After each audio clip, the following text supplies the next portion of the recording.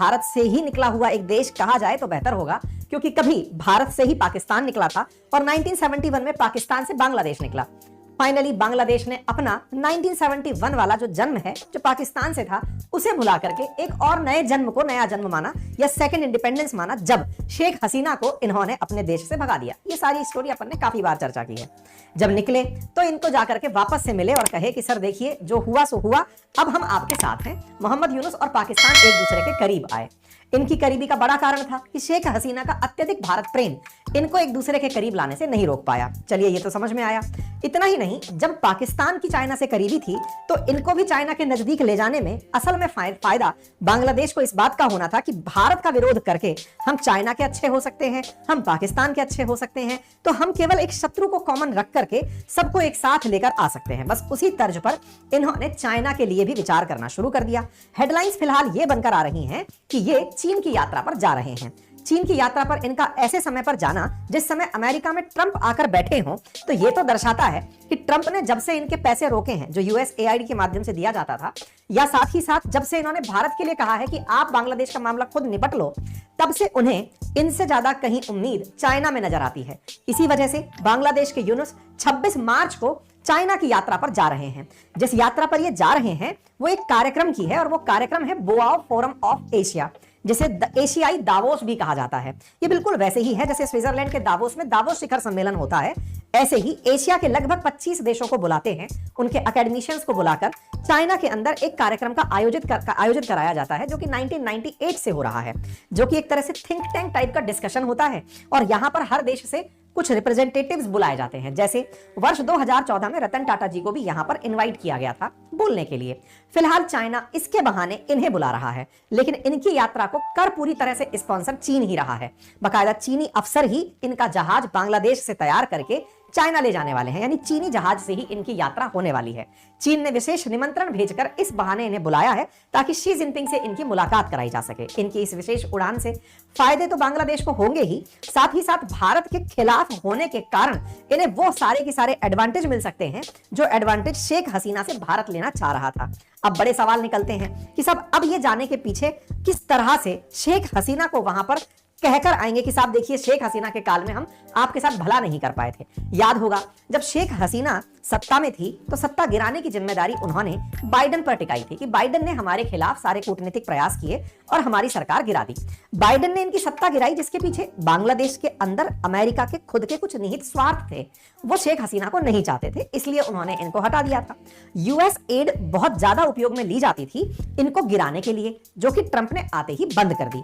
ये जानकारी रिपोर्ट से निकलकर आई कि जो यूएस एड दी जाती थी अमेरिका के द्वारा बांग्लादेश में, वो यहाँ का एक संगठन है जिसका नाम है बांग्लादेश रिहेबिलिटेशन असिस्टेंस कमेटी, उसको दी जाती थी। बाकायदा स्पुतनिक इंडिया ने इसे कवर भी किया, ये कहते हुए कि सोरोस का जो एनजीओ है वो इस ब्राक, मतलब ये जो BRAC नामक एनजीओ है, ये यूएस एड से पैसे पाता था, और यूएस एड के साथ में उनकी ये जो कटिंग दिखाई दे रही है, इसके माध्यम से ये प्रूव होता था कि अमेरिका इस माध्यम से लोगों के बीच स्कूल और कॉलेजेस के माध्यम से जानकारियां पहुंचाता था। इनकी जॉर्ज सोरोस के बेटे के साथ जो नजदीकियां थी, ये भी काफी ज्यादा सुर्खियों में रही थी। खैर, अमेरिका ने इन्हें बिठाया बाइडेन के काल में, लेकिन इनके बैठाने के बाद जो सत्ता परिवर्तन हुआ, या कहिए कि ये सत्ता परिवर्तन के बाद बैठे, इनको उम्मीद थी कि बाइडेन फिर से सत्ता में आएंगे। इनकी वापसी तो हुई, मतलब इन्होंने शेख हसीना को तो हटाया, शेख हसीना के साथ साथ शेख हसीना की सारी पहचान को मिटाया, जिसके लिए बाइडेन ने इन्हें खूब सारा इनाम भी दिया। इनाम के रूप में $202 मिलियन की इनको एड दी गई कि ये लीजिए, आप बाकायदा इससे घर चलाइए। यहां से आगे की चीजें धीरे धीरे और बढ़ने लगी, भारत के साथ में इनके संबंध बिगड़ने लगे। लेकिन इसी बीच में यहां पर ट्रंप आ जाते हैं और ट्रंप इनके साथ में सख्ती बरतने लगते हैं। बरतते हुए इनकी जो सहायता थी वो तत्काल प्रभाव से रोक दी जाती है। हेडलाइन बनती है कि बांग्लादेश को दी जाने वाली अमेरिकी सहायता रोक दी गई है, जो यूएस एड के नाम से दी जाती थी। इसके चलते यूनुस सरकार का बांग्लादेश में बुरा हाल होने लगता है। हाल यह होता है कि इस साल की शुरुआत में इनका जो ग्रोथ एस्टिमेशन है वो गिरकर नीचे आने लगता है। ग्रोथ एस्टिमेशन नीचे आने लगता है, इसके पीछे मोहम्मद यूनुस की सरकार को जिम्मेदार ठहराया जाना शुरू होता है। फाइनेंशियल एक्सप्रेस की जानकारी के अनुसार इनकी ग्रोथ रेट को घटने का अनुमान 2024-25 में 5.7% तक का लगाया गया। इवन वर्ल्ड बैंक और IMF ने तो यहाँ की जो ग्रोथ रेट है उसे घटा करके 4.1% रहने का अनुमान लगा दिया। IMF ने तो बांग्लादेश की ग्रोथ रेट को 3.8% रहने की घोषणा कर दी, जो कि वर्ष 2019 में 8.15% थी। इस तरह से बांग्लादेश जो ग्रो कर रहा था, वो ग्रो करता बांग्लादेश अचानक लगातार रिवर्स स्टेप लेकर चलने लगा। बांग्लादेश के इस रिवर्स स्टेप के जो मुख्य कारण थे उसमें यूनुस के द्वारा की गई जो प्रगति थी, प्रगति किस तरह की कि उसने सारे सिस्टम को हिलाकर रख दिया, जो सेट जानकारियां थी उन सबको हटाकर लोगों को बेरोजगारी की तरफ धकेल दिया। उसका मुख्य उद्देश्य था कि हसीना को हटाना है। क्योंकि हसीना भारत के साथ थी तो हसीना के चलते यूनुस का काम केवल हसीना हटाने भर का रह गया और बांग्लादेश की प्रगति उनके लिए मायने नहीं रखती रही। खैर, बांग्लादेश की प्रधानमंत्री भारत को ज्यादा फेवर करती थी, चाइना के ऊपर ये उनको अब दूसरा पॉइंट मिल रहा है कि चलो कोई बात नहीं, बाइडेन नहीं तो क्या, अब चीन से जाकर मदद ले लेते हैं। असल मायने में शेख हसीना ने हिंद महासागर में चीन को ज्यादा एंट्री नहीं करने दी। इसके लिए हमने कई सेशंस भी किए। आपको बताया था कि बांग्लादेश में मोंगला पोर्ट चाइना चाहता था लेकिन उसे उन्होंने भारत को दिया। ठीक इसी तरह से चाइना की यात्रा पर जब शेख हसीना गई थी तो वो बीच में छोड़ करके वापस भारत लौट आई थी, ये कहते हुए कि मैं तीस्ता वाले मामले में चीन को एंट्री नहीं करने दूंगी। लेकिन क्या करें, अमेरिका ने भले ही शेख हसीना की सरकार गिराई हो लेकिन इसका फायदा अब चीन को मिलता दिख रहा है, क्योंकि जो सरकार वर्तमान में है वो शेख हसीना विरोध के साथ साथ भारत विरोध के लिए भी जानी जा रही है। अमेरिका से सपोर्ट मिल नहीं रहा तो कुल मिलाकर बांग्लादेश स्वतः ही अब चीन की गोदी में जाता हुआ दिख रहा है। जिस पर चीन पूरी तरह तिरछी नजरें गड़ाए बैठा था, वही चीन अब यूनुस के साथ मिलकर के बांग्लादेश में शेख हसीना के काल में जो जो चीजें छीनी थी उन्हें वापस प्राप्त करने निकल पड़ा है। परिणाम क्या है, शेख हसीना के जाने के बाद बांग्लादेश में चीन ने डिमांड की कि आप हमें सोलर पैनल, या फिर ये कहिए कि यूनुस ने कहा कि आप अपनी फैक्ट्रियां यहां लगाने आ जाइए। इतना ही नहीं, बांग्लादेश के जो मोहम्मद यूनुस हैं ये चाइनीज विदेश मंत्री से मुलाकात करते हैं ताकि इनके साथ में ये डील की जा सके कि हम चाइनीज लोन को लंबे समय में चुका दें, आप चाइना के माल के साथ बांग्लादेश की तरक्की सेट कर दें। चाइनीज कम्युनिस्ट पार्टी की बकायदा मुलाकात जमाते इस्लामी जैसे इस्लामिक कट्टरपंथी गुटों के साथ कराई जाती है। बकायदा बांग्लादेश से 22 मेंबर्स की एक टीम को बांग्लादेश से चाइना भेजा जाता है, जो जाकर के यहां पर चीन की तरक्की देखकर बहुत खुश होते हैं और चीन की तरक्की से खुद को रिलेट करते हुए कहते हैं कि हमें ऐसी तरक्की चाहिए, इसका राह हमें दिखाइए। ये इनकी बैठक है जो पिछले महीने जो 22 सदस्यीय समूह बांग्लादेश का चीन गया था उसकी तस्वीरें निकलकर कुछ इस तरह से आई। बांग्लादेश के डेलीगेशन जो चाइना गए वो खुश हुए चाइनीज मॉडर्नाइजेशन को देखकर। ये ग्लोबल टाइम्स की हेडलाइन बनती है, अभी आज से 2 दिन पहले की हेडलाइंस है। इसका मतलब यह है कि चाइना पूरी तरह से इनके अंदर अपना प्रभाव बिठा रहा है कि देखो हमने कैसे ग्रोथ पकड़कर आज अपने आप को कहां से कहां पहुंचा दिया।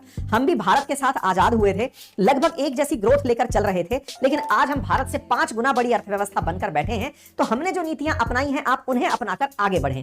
कुछ ऐसा कहकर इन्हें समझाया गया कि आप आइए और हम आपको भी इसी तरह का ग्रोथ देते हैं। तो बांग्लादेश की तरफ से जो टीम गई उसको चाइना ने सबसे पहले जो राहत दी वो ये राहत थी कि आप लोन चुकाने में एक्सटेंशन ले सकते हैं, आपकी इंटरेस्ट रेट को घटाकर 1% करने के बारे में विचार कर सकते हैं, साथ ही साथ में आपको रियायती दरों पर और कर्ज दे सकते हैं। इतना ही नहीं, यहां तक जानकारी निकलकर आई कि यदि बीएनपी मतलब ये जो बांग्लादेश के अंदर जो पार्टी है तीस्ता वाटर मैनेजमेंट को लेकर के कि ये आने वाले समय में चाइना के साथ ही डील करने पर ज्यादा फोकस करेगी। कुल मिलाकर बात यह है कि ये लोग तीस्ता के केस हो या फिर चाइना के अंदर भारत विरोधी गतिविधियां हो, अब उनके लिए पैसा लेने से नहीं हिचकेंगे। और ऐसे समय पर जब ट्रंप की तरफ से या अमेरिका की तरफ से इन्हें कोई सहायता नहीं मिल रही है तो इन्हें कहीं तो गिरना ही था जाकर। तो ये शी जिनपिंग की तरफ अपना रुख कर लिए हैं।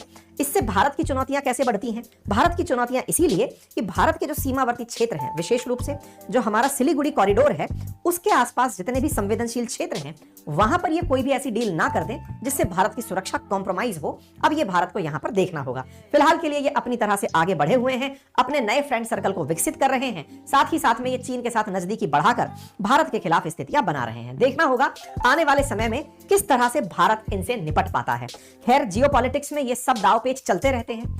ऐसे ही एक दांवपेच पर मैं आज आपके साथ एक सेशन साझा कर रहा हूं जिसे जाकर आप जरूर देखें, जो कि इस सेशन के पूरा होते ही शुरू हो जाएगा। हमारे जो अंकित अवस्थी ऑफिशियल नाम से एक यूट्यूब चैनल बनाया हुआ है वहां पर एक सेशन है। इसी दांवपेच में आज आपके साथ ये जानकारी हो रही है कि कैसे एक बार हमारा परम मित्र रूस भी भारत और पाकिस्तान को युद्ध कराने के लिए तैयार हो गया था, भारत और पाकिस्तान को झगड़वाने के लिए तैयार हो गया था। कैसे रूस की खुफिया एजेंसी भारत के अंदर हर विभाग में अपनी पैठ बिठाकर चल रही थी। ऑपरेशन तोड़खम बड़ा ही इंटरेस्टिंग केस स्टडी है। अभी तुरंत जाइए और जाकर इसे सुनिए और अपना रिव्यू कमेंट बॉक्स में जरूर डालिए और उस चैनल को सब्सक्राइब कर लीजिए ताकि हम उस पर बहुत ही फ्रीक्वेंसी के साथ